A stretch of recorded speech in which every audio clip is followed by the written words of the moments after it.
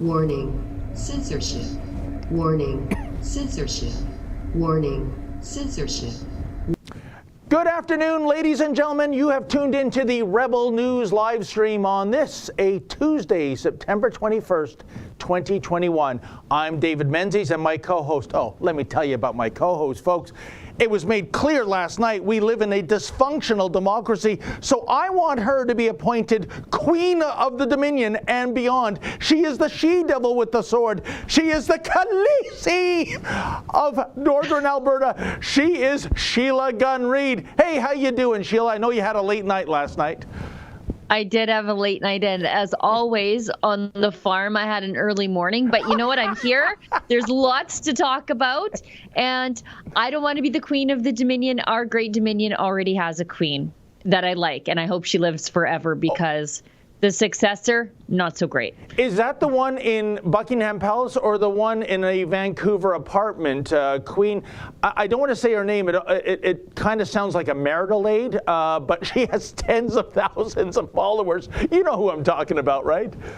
Yeah, I know who you're talking about. No, I'm talking about the one in Buckingham Palace, the last remaining royal that I have any faith in. That's her, and I hope she just never dies. She can never die. Oh, yes.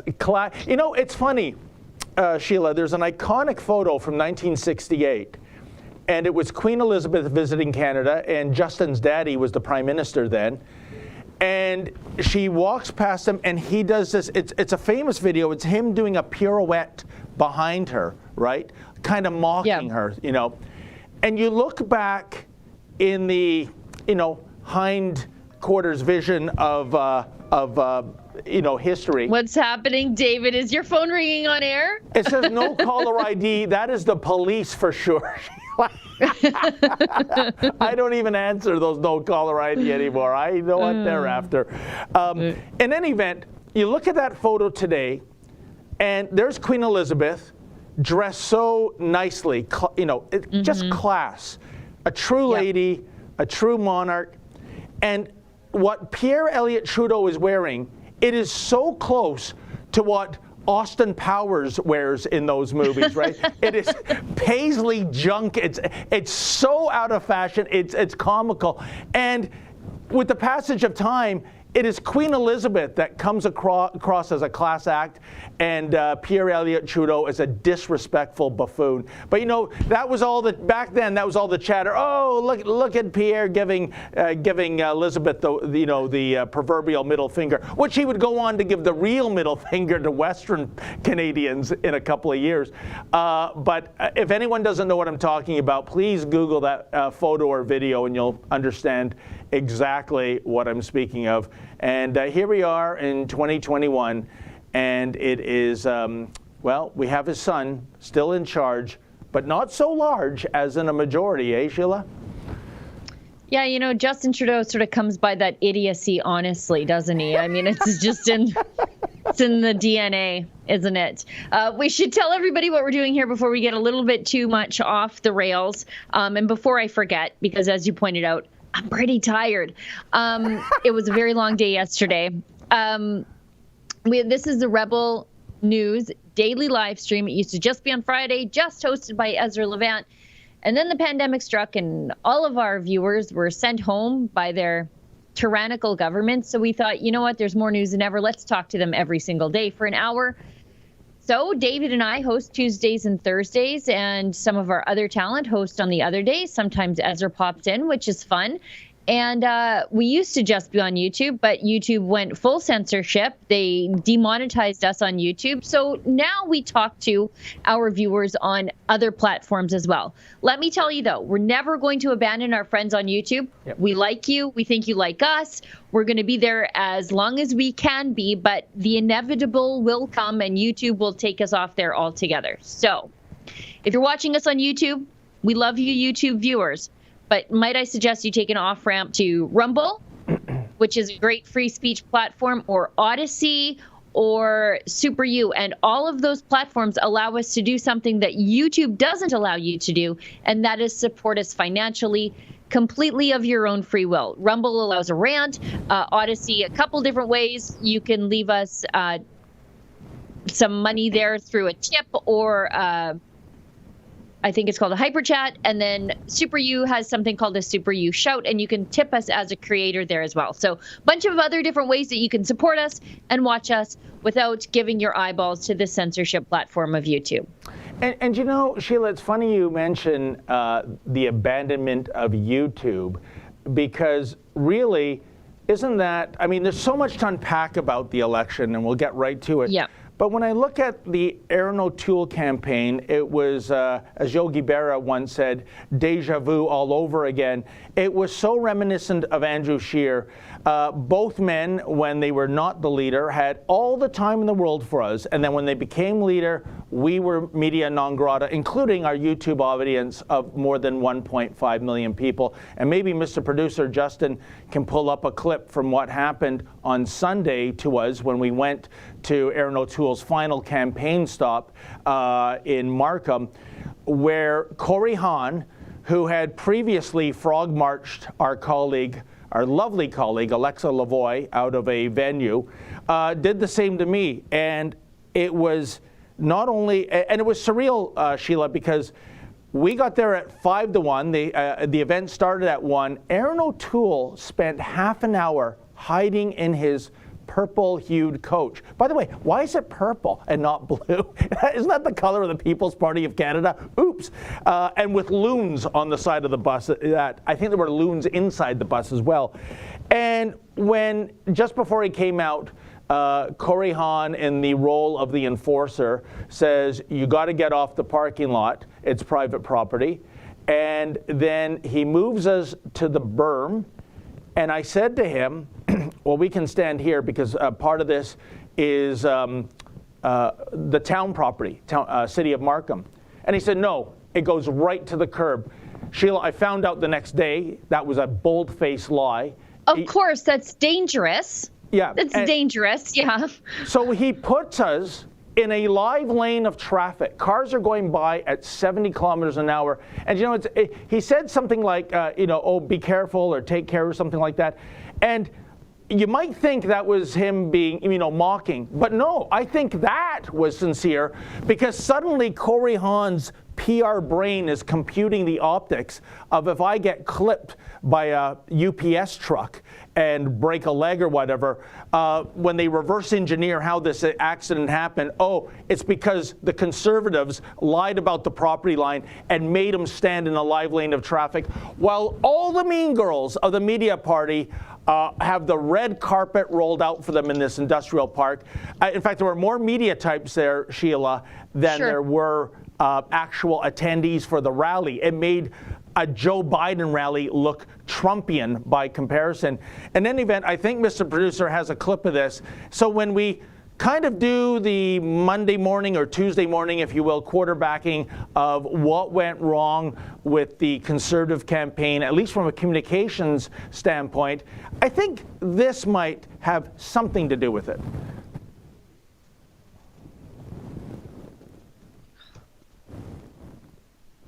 I want to ask questions of Erin O'Toole. Okay.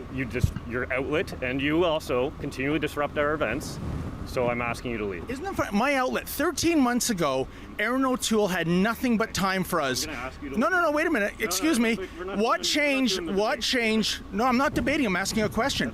What changed with Erin O'Toole? Sidewalk over there. Does Erin O'Toole regret moving the party further left, stiffing Rebel News, stiffing Jordan Peterson? Does he, Corey? We're going to ask that you leave.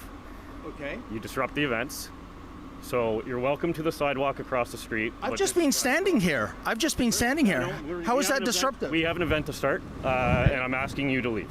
And Erin O'Toole is too cowardly to come out of a bus. I'm happy to walk with you. This man wants to be Prime Minister. Yeah. On Monday he will be, so I'm asking you to leave. Oh, really? Okay, then there should be nothing of concern then.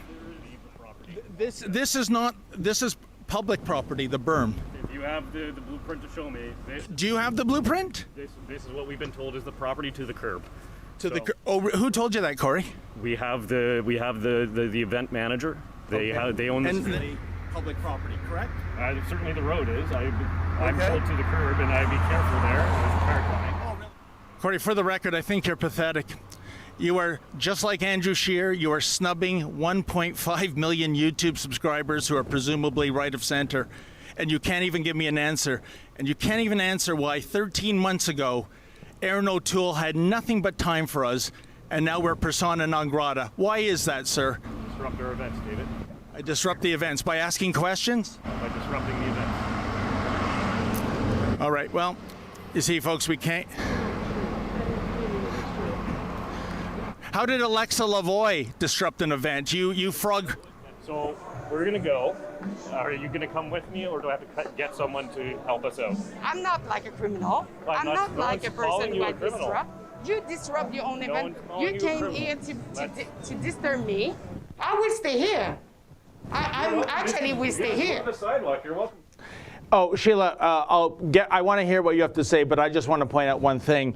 When Corey Hahn said on Monday he will be, meaning Aaron O'Toole will be Prime Minister, I'm just thinking how Corey Hahn thinks in terms of the spin cycle powered by a nuclear reactor. Maybe he meant on Monday, September 22nd, 2023, he will be Prime Minister. Presumably, we're going to have another trip to the polls because a minority government shelf life in Canada is between 18 months and 24 months. But like I said, what a disgrace. I mean it when I said that. He is pathetic. One of the two things that I'm taking away as a victory in all of this is, first of all, Taliban Miriam lost her seat, which is exciting. Our brothers. But that Corey Hahn is the utter failure here, that his communication strategy likely lost a bunch of seats, 7 or 8 at least, where it looks like the vote split between the Conservatives and the PPC cost the Conservative Party some seats. Now, didn't cost them the election. The way the ridings shake out across the country cost them the election, but it did cost them 7 or 8 seats, and it was this ridiculous shunning of other Conservatives that cost them the vote. Do they really think a last-minute 48 to 24-hour appeal before people are casting votes, did they think an appeal to PPC voters would have worked after 2 years of demonizing them, a year of alienating them under Aaron O'Toole? I mean, you can't fix what Andrew Scheer did to them, but a full year of saying, we don't need your votes. We don't even like you. Good riddance, until last minute you're like, holy hell, we're going to lose a few seats because we treated these people like garbage all along. How did that strategy work out for you, Corey Hahn? There are 7 to 8 seats lost in this country that I think should be attributed directly to Corey Hahn's terrible communication strategy and the neglect of the PPC voters. You're 100% right, Sheila. What were the two things Aaron O'Toole predicted that did not happen? More seats in the Greater Toronto area, it's less. A higher percentage of the vote in Western Canada, it's lower than what Andrew Scheer Way got. lower. Way It's lower. 20% down. It's 20% down in some ridings. In some deep blue Conservative ridings, they're down 20%. And, you know, Sheila, it didn't have to be this way, this tragedy. Forget about our snub and the snub of other independent media and the snub of other Conservatives. But Justin Trudeau, even if you talk to Liberals, okay, so, you know, I'm not being partisan here, that was a disastrous campaign. The first week was god-awful, and everybody was saying, hey, 1 week of a campaign doesn't mean anything. You can recover. Then he had a bad second week and a bad third week.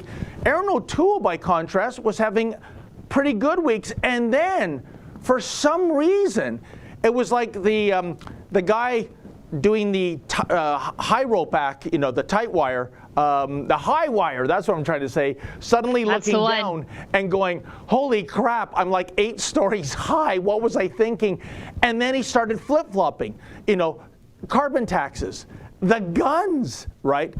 And it was unnecessary flip-flopping. He wasn't plunging in the polls. Trudeau was having a shambles of a campaign. What got to him, Sheila? What spooked him to basically shoot himself in the foot? Everybody who is still there that was around Andrew Scheer should have been fired when Andrew Scheer lost a completely winnable election. Those people still remain, and they're doing more of the same stuff. And it is going to, I think, shake out very poorly unless they right the ship in Western Canada. And I will tell you why. Because that vote split with the PPC cost ridings in Fortress, Alberta. They're making breakthroughs in Fortress, Alberta, and it's not because we like the Liberals. It's because we're doing the same vote split thing that we did that gave us the NDP when we had two conservative groups who one was mistreated by the other and one was principled and would not come around until the other party resolved not to treat them like garbage anymore. And it's going to happen over and over. Let me tell you, Calgary Skyview, the vote split didn't attribute it, or isn't attributed to the loss. I just looked up the numbers. However, if we drill down, let's go. Sorry, I have my page open here, so I'll just take a second here. Edmonton Griesbach, Carrie Diot, good, solid, hardworking conservative, true blue, former journalist, believes in free speech. I think possibly because he's so far from the central hive of the party, he still gets to be a normal conservative. He lost his seat. He worked his butt off. You know how much he lost by? 1,017 votes. Guess what? The PPC in that riding, 2,579 votes, and I don't blame those PPC voters for a second because I had deep Wild Rose sympathies. So I understand how you have to take a principled stance, and the Conservative Party did not earn those PPC votes. They threw them away and then pushed them away, even when they thought maybe we'll have a reason to come back because a different guy is in charge. Same thing happened, sorry, David, same thing happened in Edmonton Centre. Edmonton Centre, the insufferable Liberal Randy Boissonneau, he's the worst. He won so far, I mean, this might go to recount. He won by 136 votes. James Cumming, the Conservative, worked his butt off. But because his leader is so awful and took for granted Western votes and Western issues like the carbon tax and light guns, James lost his seat. And guess what? The People's Party took 2,037 votes. I don't blame a single one of those people. If we go to the Yukon, same thing happened again. What a tragedy there, eh? The Yukon, the Conservative Party of Canada threw this seat away. Jonas Smith was set to win, barely lost last time, worked his butt off over the last 2 years, deserved this seat. He expressed a pretty civil libertarian viewpoint on the lockdown, thought that it's not compassionate, there has to be another way. Doesn't like vaccine passports because it's divisive. It carves people out of society. He says that publicly, which, by the way, is the actual conservative viewpoint. Just don't ask an official conservative for it. But he was forced to run as an independent. The Conservatives drop in a new candidate that was not nominated. They just dropped it in. Barbara Dunlop. Barbara Dunlop loses by 1,126 votes.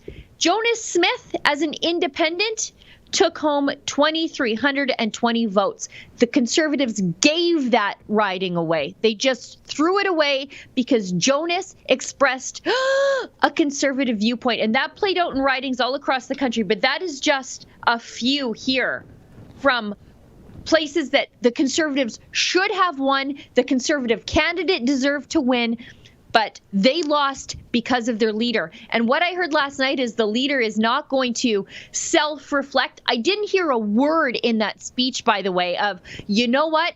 We screwed up. We've got a lot of amends to make here.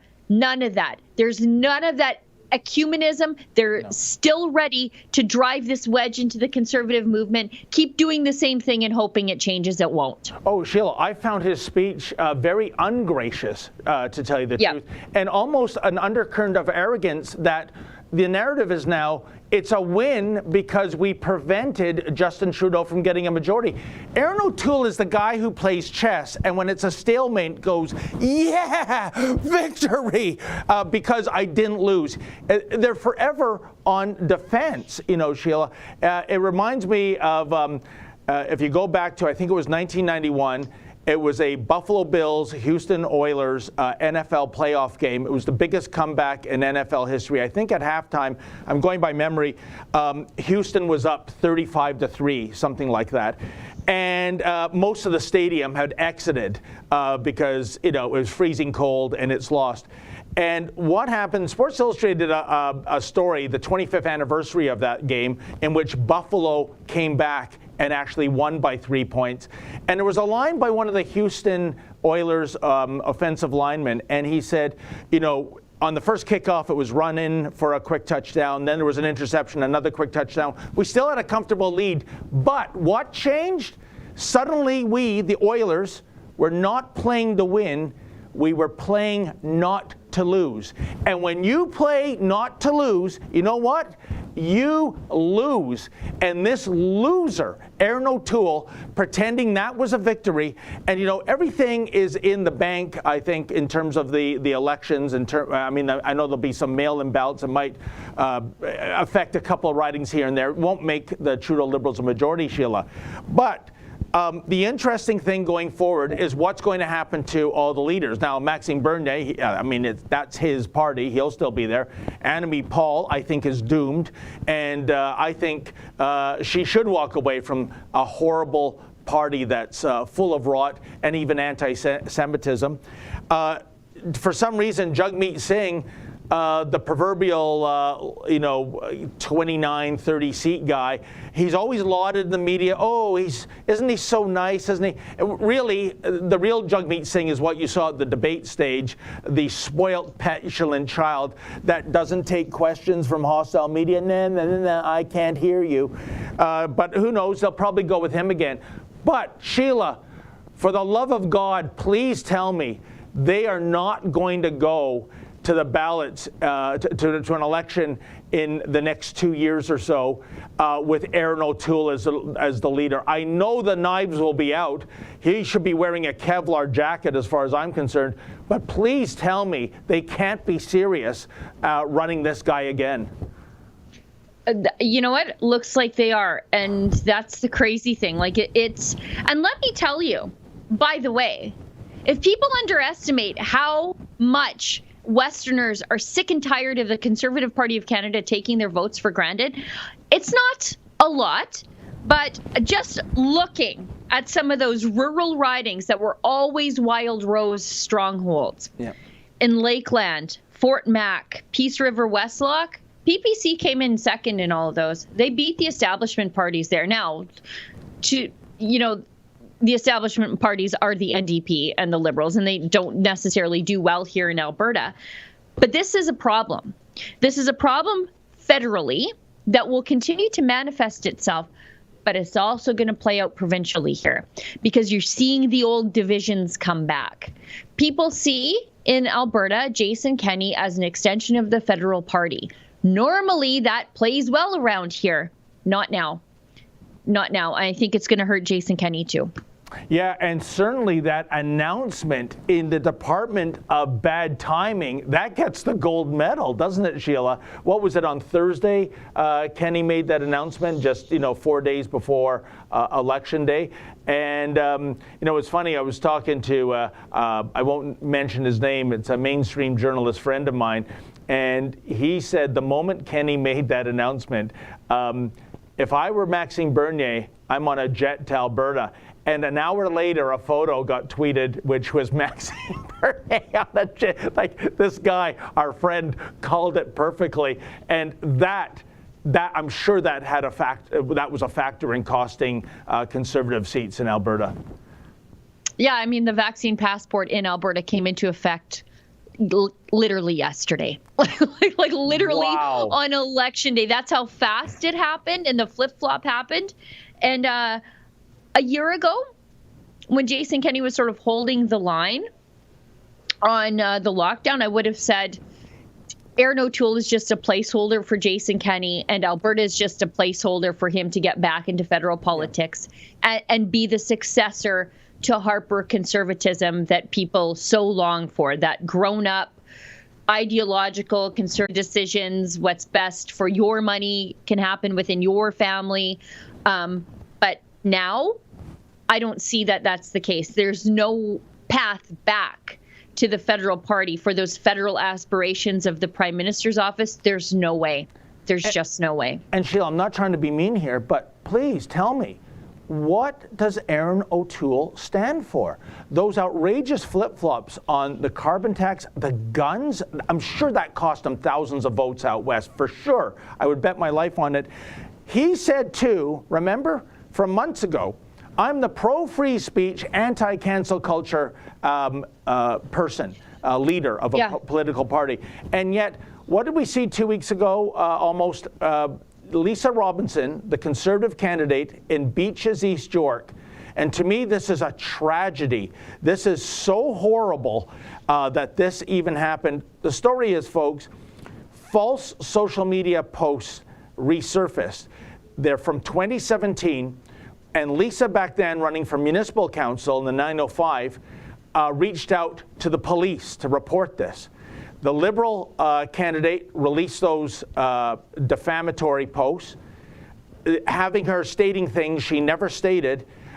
In the mix and match of cobbling this together, this is why I believe Lisa, by the way, they showed that this was her campaign website, which began in 2021, but they still had the 2017 date on it.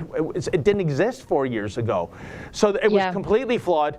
Lisa Robinson reached out to her Liberal opponent and said, you take this down right away and issue an apology, or I'll see you in court on a defamation lawsuit. And the Liberals responded, you prove you're innocent and we'll take it down. And what happened was that Lisa reached out for that police report, and guess what? In order to get it, she has to file an FOI, which is going to take at least 30 days, and that's rocket fast. But it's going to happen after the election. But here's the main part of the story. Here's the crux of the matter, which tells you everything you have to know about this current Conservative Party of Canada. When this story broke on a Friday morning, a week ago Friday, the Conservatives said to Lisa, we have your back, right? In other words, you know that concept, innocent till proven guilty?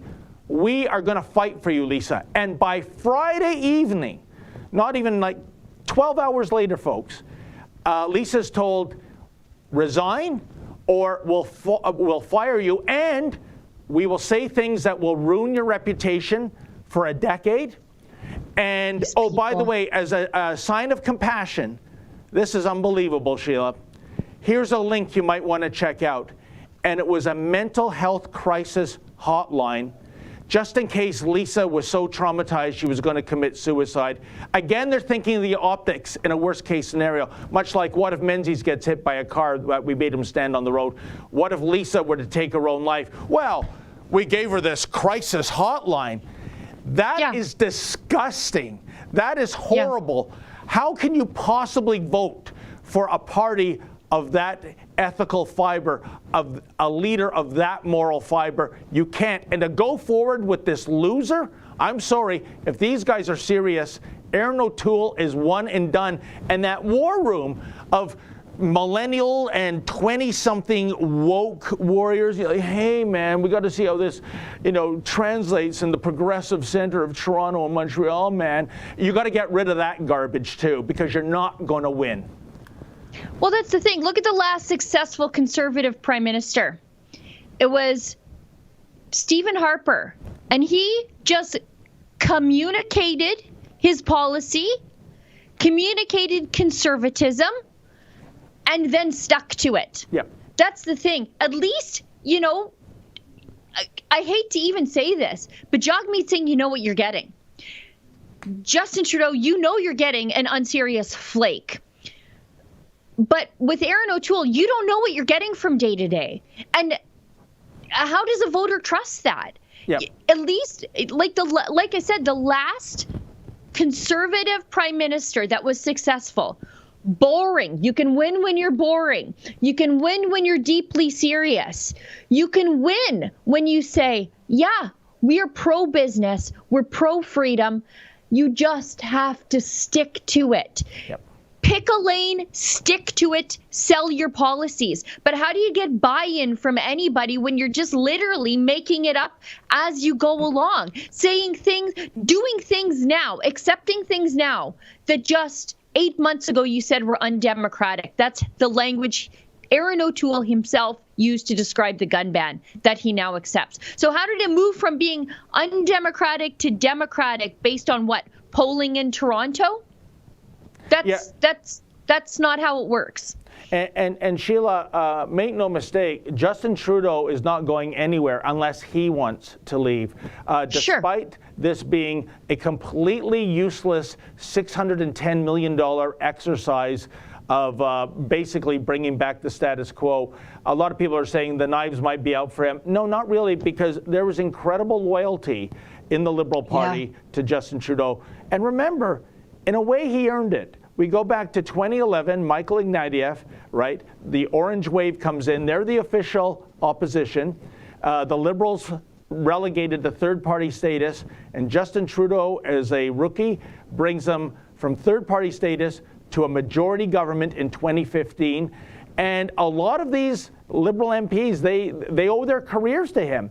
So, you know, regardless of the scandals, regardless of the lies, regardless of his ethics and morals, the fact is he delivered that and then delivered two minority governments. Granted, they want a majority, but a minority is better than being in opposition. It sure is hell better than being third-party status.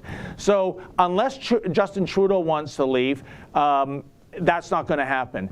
And so this is who they have to, I guess, come up with a campaign, because, you know, Sheila, it was amazing. I mean, you and Ezra talked about it on the live stream. And by the way, you and Ezra did a fantastic job. Thanks. That was the best electoral. I was going around the dial too, and you guys knocked it out of the park as always. But, you know, even on the eve of the last day of the election, another Justin Trudeau blackface. And it was inexplicable. It's clearly not a costume party or a Halloween party, because you see people, gentlemen in tuxedos with bewildered looks on their faces, kind of going, what's that chap doing? And Ezra pointed this out so brilliantly, this elongated, extended tongue coming out of his mouth, like the Rolling Stones logo, Sheila, right? What? Look at that. It just gives me a full body dry heave. Like, it's just yuck. And my skin just crawled top to bottom. Look at those guys in tuxes, you know. Yeah, and it's kind of like, what in the hell, good sir? Like, I say, old chap, who let that thingy into our? Should we call the constabulary? I mean, what is this? But he's Teflon, Sheila. So regardless of the scandals and the faux pas and the blackface and the groping and on, instead of condemning Trudeau, because obviously that's not working, there's almost a tribal love for this guy. How about an alternative? Vote for me, this is what I'm going to do, as opposed to don't vote for him, he's scandal. I know, what a concept. And I thought O'Toole in the first part of the campaign was on that route, and then he just did all those outrageous flip-flops. As far as I can tell, Sheila, unless they had some internal polling, for no valid reason. And he snatched defeat from the jaws of victory, my friend. Over the course of the last 2 years, I've learned something about myself, my political ideology, and the Liberals, and the left, I guess. And it is that we are two very distinct creatures who care very much about different things. In that, you see this fracturing of the conservative movement over and over again, because we're creatures of principle. And it's very rare. It's very rare that you get a Jane Philpott or a Jody Wilson-Raybould. Like, it is like a once-in-a-decade kind of thing where you have these principled liberals who say, no, the heck no, nope. This is not what I signed up for. It happens all the time in the conservative movement. We've got Maxime Bernier. We've got the Maverick Party. Yeah. We've got Derek Sloan, Randy Hillier. It's all over the place. The Karahalios pair. I mean, it's constant because we are creatures of principle. Here's the thing, though. The Liberals don't care about hypocrisy. Pointing out Justin Trudeau's hypocrisy to Liberals is not going to convince them to vote for you. You have to offer them a reason to vote for you, and it can't be Justin Trudeau is Prime Minister Pauly Shore. It has to be something different than that. I mean, they don't care about 1, 2, 3, 4 times blackface. They don't care. They don't care about fake feminism, Jody Wilson-Raybould, Jane Philpott, the Kokanee Grope, throwing out any woman that has any sort of stand-up-nish to Justin Trudeau. They don't care about abandoning our people in Afghanistan. They don't care about our brothers in the Taliban, as Taliban Mariam puts it. Yep. They don't care about that stuff. It's not going to work for us to appeal to them on that level. They just don't care. And that's why I think it was such a missed opportunity of Erin O'Toole. Again, I will attribute this probably directly to Corey Hahn, for Erin O'Toole not to go on Jordan Peterson's podcast. Jordan Peterson is the foremost thinker in the Anglosphere and in the civil libertarian sphere. And he, if you are someone who wants to convince people on the left of the benefits of free thinking conservatism and civil libertarianism, which Erin O'Toole told us he was, you want to talk to Jordan Peterson, because he has been convincing those people for 5 years. Yes. He's been making those arguments for 5 years, and secondarily, he was one of those people. He comes from the left. Yeah. He comes from Rachel Notley's dad's riding, and he said he was an NDP voter voting for Rachel Notley's dad. He was like in the youth wing of the Alberta NDP. He comes to conservatism and libertarian thinking honestly. So if you want to prove to skeptical people like me that you're not a flip-flopper, then you go on Jordan Peterson's podcast and you talk to all those people that Jordan Peterson also convinced, because you're not going to convince the Liberals on issues of hypocrisy, because Liberals don't care about those things. Only conservatives do. So that's Sheila, that's my sermon. Thank you for coming to my church. And amen. I agree with everything you said in that sermon, She-Devil. Here's the thing, though. What was the ostensible policy reason for snubbing Jordan Peterson? And by the way, Corey Hahn, when I brought that up on Sunday at Markham, he pretended he didn't know what I was talking about, that lying liar. I mean, it's unbelievable. But what was it? Mr. O'Toole, we don't want to offend any members of the radical trans community, perhaps? Was that what was driving the decision? Because why would you turn down an audience like that? Why would you turn down one of this country's greatest intellectual minds? What would it be, Sheila? Fear. Of what? I mean, Jordan Peterson stared down cancel culture and became the best-selling author, I would suspect, in the world, second only to Jesus. You know what I mean? Like, second to the Bible. And he stared down cancel culture. He did not bend once on his principles, not even once.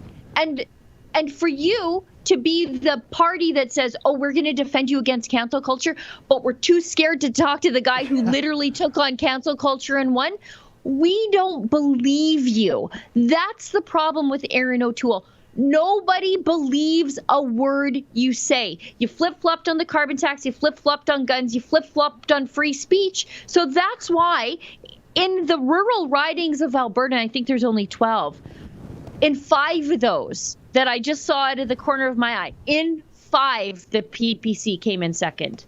That's amazing. And you know, my heart goes out to those conservative candidates that really deserve to be elected. And case in point, I was in the riding of Richmond Hill last night.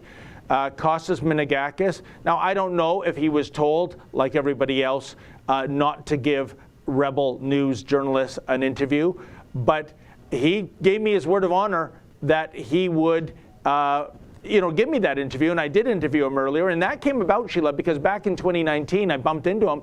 He says, Dave, I'm surprised you never came by the campaign headquarters to get me on camera. I go, well, Costas, I would have loved to have done that, but Andrew Scheer told everybody not to speak, and he said, well, I don't remember getting that memo, and even if he did, I would still have given you an interview. And he came through on that promise, probably Corey Hahn had a hissy fit when he gave us that interview. And I thought we gave him a fair, it wasn't a puff piece. I gave him a few tough questions, but it was to show the Conservatives out there, we're not your enemy. We're not there to do gotcha stuff. The reason why Richmond Hill stands out, Sheila, as you know, this was the closest race in 2019. In fact, Costas went to bed as the winner, woke up the next morning when the mail-in ballots were counted. He was no longer the winner. It was Majid Johari, the Liberal, who supports the Islamo-fascist regime of Iran. Richmond Hill, folks, has a Persian population of between 12 and 14%.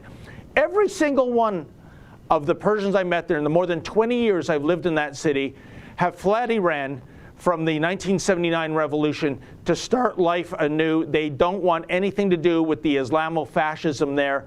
Here, the only odious member of that city is indeed Majid Johari. He won in a photo finish in 2019. This year it was more than 2,000 votes. And I'm just, even though more allegations surface, such as a contributor to Johari's campaign is somebody accused of money laundering and is under CSIS investigation. This is someone Justin Trudeau at a rally in Richmond Hill described as a good man. My God, if that's the benchmark for a good man, I'd hate to see a bad man. Anyways, I interviewed Costas outside the Archibald pub. He was gracious. He gave me his word he'd come on camera, and he did. And that's the kind of candidate I feel for, Sheila. And I got to tell you, and when it comes to playing the slithery snake game, I don't live in the riding of Richmond Hill, Sheila. I live just north of it. It's Aurora Oak Ridges, Richmond Hill.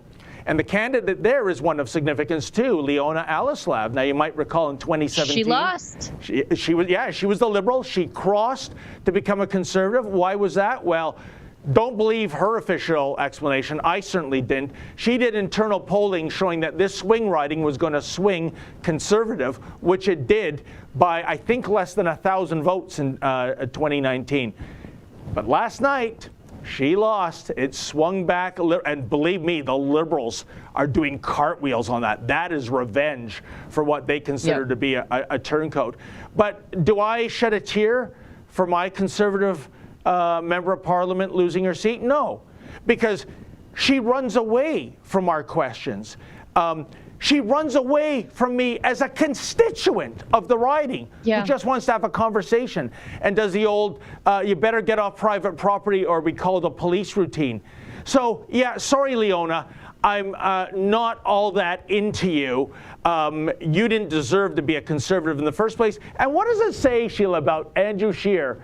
You think he'd be grateful enough to gain a seat in 2019, but he made her, who is at her core a Liberal, the deputy leader. Do you remember that? Yeah. I mean, how do you make sense of this party anymore? You don't. And they're sacrificing Western votes and Western support for support they are not winning in Toronto. Yeah. And like you, I feel for these good Conservative candidates who lost their seats because the Conservatives took a gamble on Toronto and lost because everybody told them they were going to lose. You got to be Conservative if you want Conservatives to vote for you. And because of that gamble, Kerry Diott is out of a job today. James Cumming potentially out of a job pending a recount, and Jonas Smith out of a job because the Conservatives, isn't that a Freudian slip? Well, of course. It's like that old ad slogan, Sheila. Can you tell the difference? I can't tell the difference. Yeah, it's like Coke or Coke Zero. It all tastes like garbage. It's all bad for you. But, Sheila, surely there will be a leadership review, whether Aaron O'Toole survives it or not. If he does survive it, we're doomed. I'm going to make that prediction. But come on, dairy farmers, right? yeah. Have another liter of milk. You supply management. No offense, Noah. No offense. I love farmers. I like dairy farmers. You guys are hardworking, but you shouldn't be the kingmakers in conservative politics any more than anybody else should be. And you know what? It's almost. I'm a huge fan of science fiction time travel stories, Sheila. Alternate realms. What would have happened if? And here's my question: going back years ago to the Conservative Leadership Review on the 13th ballot by less than 2%, as in 2% versus homo milk. Maxime Bernier loses to Andrew Scheer. I wonder, we'll never have an answer. This is pure hypothetical questioning, and of course politicians, avoid hypothetical questions like Superman avoids kryptonite. I just wonder how things would have turned out had Maxime Bernier squeaked by on the 13th ballot as opposed to Andrew Scheer. What are your thoughts? I'm not sure, but I do know that is the day that they should have started reaching out to that other half of the party. Yes. That didn't vote for them. That is the day. And then they didn't. And then they hired a liberal mercenary to malign those people. And then along comes O'Toole. That should have been the day that they started reaching out to these people. And now it cost them 8 seats, and it's going to cost them more next time around unless they gut the place and right the ship. Because, and sorry, David, I know you have something important to say, but the reason I keep driving home this thing is because it happened here in Alberta. Now, say what you will about Jason Kenney now, and I do, but the divide in conservative politics in Alberta ceased to be only after along came a leader who said, you know what, we're doing things differently. We know you Wild Rosers have been treated like absolute garbage. You've been treated like you're radicals when really you're just conservatives just like us who didn't have the same stomach for corruption that everybody else did. And when he made that right, Wild Rosers voted overwhelmingly in support of unity to bring the parties back together. There is an appetite for ecumenism across the political spectrum with regard to conservatism. There's just not a leader who has stepped up to do it. And that is the failing of Aaron O'Toole. And Sheila, they make the same mistakes over and over again. Which I think is the classic definition of insanity. Case in point, Andrew Scheer wins by the skin of his teeth thanks to a bunch of dairy farmers that came in for that balloting. What I would have done as Andrew Scheer is reach out to Maxime Bernier. I would have said this, Sheila. You know, Maxime, this was as close as a race could possibly be. And it could very easily have been you that won, but it was me. But I want to say this. I want to work with you. If we form government, whatever ministry you want, finance, defense, you name it, my friend, I want to be simpatico with you. I want to be friends. I want to be colleagues. What happens? Andrew Scheer is nervous just to be around Maxime Bernier. Maxime Bernier makes tweets that the media party lost their minds over about immigration, which were completely reasonable tweets. Andrew Scheer, mainstream. They're mainstream tweets. People across all political spectrums agree that immigration levels need to come down. And that's when the wedge began, with Scheer admonishing Bernier and basically pushing him out to form the PPC. I think if Scheer played nice, it's the old saying, Sheila, keep your friends close and your enemies closer. If he had gone down that route, that would have been perhaps the People's Party of Canada doesn't come to fruition. Who knows? We'll never know that. It's another hypothetical question. But here's something that's not hypothetical. Aaron O'Toole becomes the new leader, and what does he do? He demotes Pierre Poilievre from finance critic, who is a delightful pit bull. When Pierre gets going, Man, he's a happy warrior. Oh, that's a 5 coupon ride, let me tell you. And again, are you threatened by his intellect? Are you threatened by his celebrity status? I think yes, and that's why he demoted him. And I'm thinking, oh no, where have I seen this play out again? It just never ends, Sheila. And by the way, when we talk about who's losing and who might lose their jobs, what about Corey Hahn? Is this guy still going to be the rainmaker? I mean, he makes about as much rain as what you'd see in the Sahara in August. But I mean, is he going to be the guy in the next election too? Because, you know, if I'm part of the party apparatus, his ass is grass. These people never go away. They just cycle down to the provincial parties for a bit and then come back up to the federal party. It's just this big loop of it. It reminds me of the trash island that's they tell me is swirling around in the Pacific, but just isn't there. It actually isn't there. You can't see it. It doesn't exist. But the left tells me it's there, and I always think, oh, those are the people going in and out of conservative politics. Those are the consultants and the communications people. Trash Island. We should think of a way to monetize that for tourists, although somewhere in Sweden, Greta Thunberg weeps. She can get on a boat then, and she can go find Trash Island because the satellites can't find it, but the left keeps telling me it's there. Anyway, we should get to some of these chats because Justin whispered it in my ear 11 minutes ago, and we never got to it. Oh, no.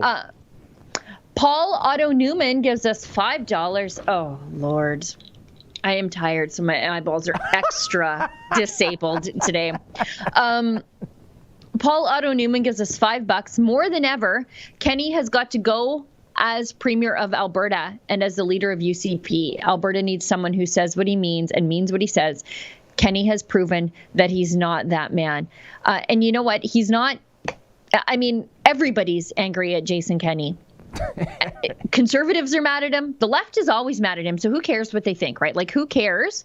And there's this whole swath of union workers right just hanging there saying our unions who ask us to vote NDP all the time are not sticking up for us, but the provincial government is saying we have to get this vaccine. If Jason Kenney just said, you know what, we're canceling the vaccine passports, and by the way, your union didn't stick up for you, get on over here, union workers. You could be a union buster just like that. But he doesn't have that Ralph Klein foresight to see the parade marching and then jump out in front of it. He doesn't see that. Sheila, why do I get the feeling that your next book is going to be entitled The Destroyers Part 2?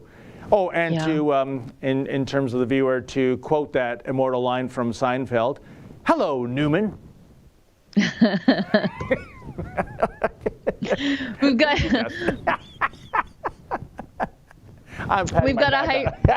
yeah, good job, David. We've got a hyper chat from former YouTube watcher. Well, I'm glad that you're over on Odyssey.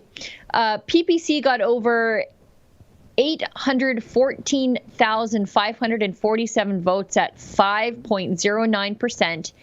If O'Toole does not change in a big way, I can see PPC getting a few seats in 18 months when Trudeau tries again.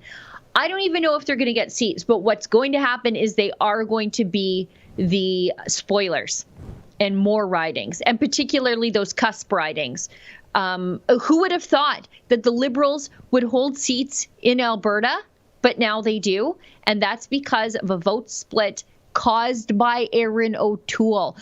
You're going to hear a lot of official TV conservatives, TV-safe conservatives, blaming the PPC because Erin O'Toole didn't earn their votes, and that's not how it works. I heard a conservative say to me the other day, the grassroots are never wrong. Yeah, they're not, and they're sending you a message. It's time to start listening to them. And Sheila, by the way, you raise an interesting point, the PPC getting 5.09% of the vote.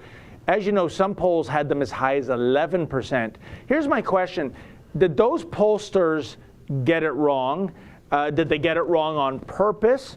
Or did a lot of PPC supporters, and you see them out there and they're justifiably angry, all elections are about getting the vote out.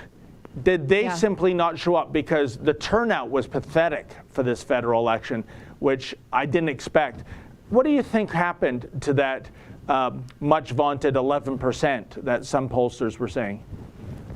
Yeah, I don't know. I think some of it is they're PPC supporters, but they see PPC as a protest movement instead of a political movement. But I think also that last-minute fear-mongering from Erin O'Toole might have switched some votes. That last-minute, 48-hour to 24-hour appeal, not vote for me, I'm a good guy, I've got good policies, but vote for me because if not, you'll get more of Prime Minister Pauly Shore. That happened, and I think that might have, when people get to the ballot box and they're all alone, did they switch at the last minute? I think there's probably some of that too. I think you're right. I think there was that, come to Jesus moment that as much as I love Max and the PPC, let's be real, they can't form the government or even the opposition. As much as I have to hold my nose to cast a bat for the Erin O'Toole Conservatives, it's still the better alternative than the Justin Trudeau Liberals. So I think there might have been some of that too. But it was just very interesting to see how that vote translated into less than half of what some pollsters were saying. Yeah, you know what? Before we move on, I should point out to everybody that we have a lot of new stuff in rebelnewsstore.com. Justin, sorry, I just sort of sprung this on you, if you wouldn't mind bringing it up. Because we had some stuff in there for the election, but as it turns out, it's going to stay in there, especially the Justin Trudeau clown nose shirt where his eyes are a little bit spinny. Oh, no, that still has life to it. Yeah. Yeah, there you go. Rebel with a cause. Trudeau don't. True don't. Catherine was wearing that Rebel with a cause. I think Catherine could qualify as a model because she looked absolutely fantastic wearing that. There's something about the font with Rebel with a cause on that shirt looks so good. There you go. It's reminding me of something, and I don't know what. Maybe it's the Coke. It's the Coke Coca-Cola sort of script. Right? Script. Yeah. So there you go. I believe me, that logo really pops, folks. Yeah. And I think Tamara wore that one the other day, too. Today, I have on the Think It's Still Legal t-shirt. I don't know where that is in the store, but it is, for now, still legal. Although the government wants to even control your emotions by controlling hate, which, I mean, that's just an emotion. It's not really an action. So consider picking up some of the new stuff. I like that shirt. Sorry, go back up for a second, Justin. The lie's gotta go, and the guy's throwing out his TV. Yeah, ain't that? I love that shirt. They're so good. They're just beautiful designs. Yep. Oh, look at that. Now, Sheila, a little update. Remember, I don't know if Mr. Producer still has the picture that you took, but at the Rebel Eric. Live event in Regina, which is a city in Saskatchewan I'm contractually not obliged not to visit. Anyway, Sheila met Eric, who was decked out in my Menzoid t-shirt. And as I've said since the debut of that shirt, you get $100. We tried to call him on air. That's the first person that I see wearing it. He didn't pick up, but he phoned me back, Sheila. And do you want to know what kind of great viewers we have? And this was so humbling.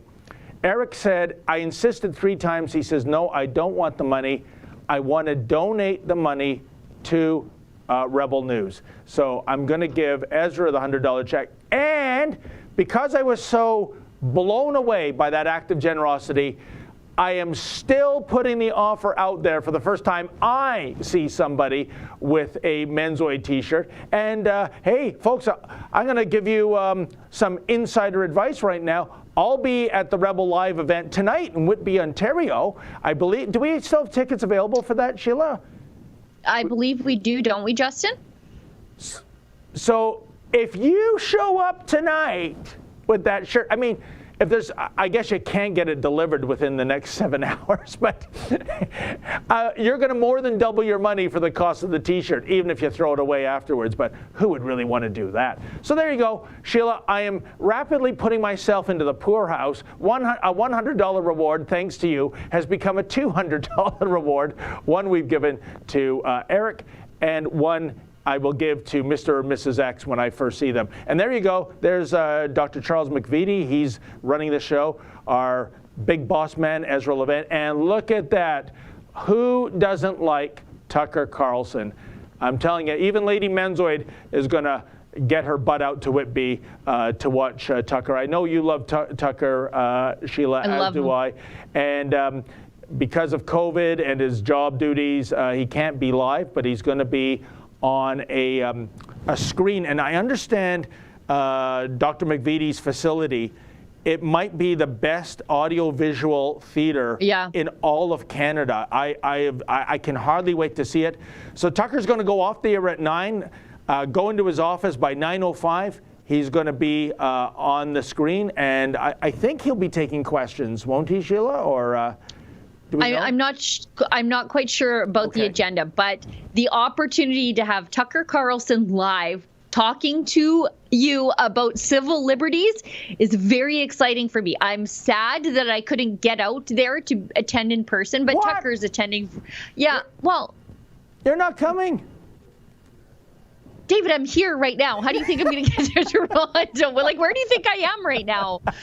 I was on TV late last night, and I have to do my job today, so I couldn't hop on a flight to come out. But I will be tuning in virtually like everybody else. Okay. And what a treat. Tickets are only $20. Still plenty available. You can watch from anywhere. And I'm very excited. This is such a treat. I'm so excited. When I found out we got Tucker, I was literally screaming. My family's like, "What is going on? What's wrong?" I'm like, Tucker, we got Tucker. Oh, it's very fantastic. exciting. And just $20. I mean, at some movie theaters, that's the price of admission, right? And and $20 for a one-of-a-kind, one-of-a-time event. How can you lose? And if you have a Menzoid T-shirt, you're going to get $100. What do you think about that? Well, I think that's great, but I also think that that's the first one, by the way. The first one I spot. I better get that out there. The COVID cannot stop us from returning back to normal. That's what I like. We're still going to do this event as in person as possible at Canada Christian College, and it's just in Whitby, so it's pretty close to Toronto, and it's the night before Ontario brings in their vaccine passport. So it's Vaccine Passport Eve. So get out there and enjoy your freedoms while you still can. And Sheila, why should COVID have an effect on this live event? COVID had no effect on a federal election that went on for 35 days that just brought us the status quo. An election that the Prime Minister said it would be irresponsible to have an election during a pandemic. So if there's any progressives out there condemning us for having a live event, save it, because we just... Stay home. Exactly. Stay home. Just stay home. If it's deadly, you know what? There's this weird thing that you can do. Stay home to stay safe. That's what they keep telling us, so just do it and leave us alone. Yeah. Yeah, how dare you have a live event? Hey, I can't argue with you, Menzoid. I'm off to Skydome to watch the Blue Jays with 15,000 other jabronis, so yeah. Justin, what's the URL for tickets for people who want to buy tickets? Only $20 again, and this is put on by the Democracy Fund.